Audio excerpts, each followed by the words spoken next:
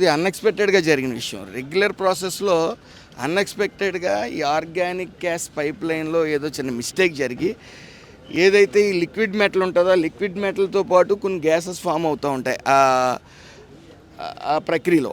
So ఆ carbon monoxide కానీ carbon dioxide కానీ లేకపోతే ఆక్సిజన్ కానీ ఈ లిక్విడ్ ప్రాసెస్లో ఇవేమి రియాక్ట్ అవ్వకుండా ఈ ఆర్గానిక్ గ్యాస్ బ్యాలెన్స్ చేసుకుంటుంది.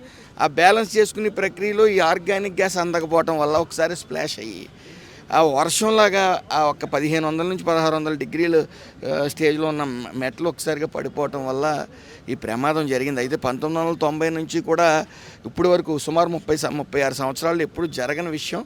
అయితే నెగ్లిజెన్సీ లేకపోలేదు, అది ప్రాథమిక విచారణలో తెలుస్తుంది.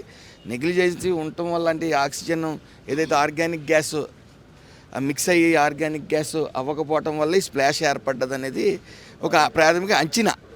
సో అందులో భాగంగా స్పాట్లో 8 మంది చనిపోవడం జరిగింది.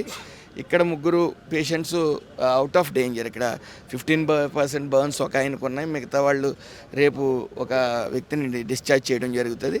ఇంకొక అతన్ని కొద్ది పర్యవేక్షణలో ఉంచి వాళ్ళని కూడా మెరుగైన వైద్యం అందించడంలో ఇంక్లూడింగ్ ఎయిర్ బస్సును వాడుకోవడానికి కూడా ఈ ప్రభుత్వం సిద్ధంగా ఉంది.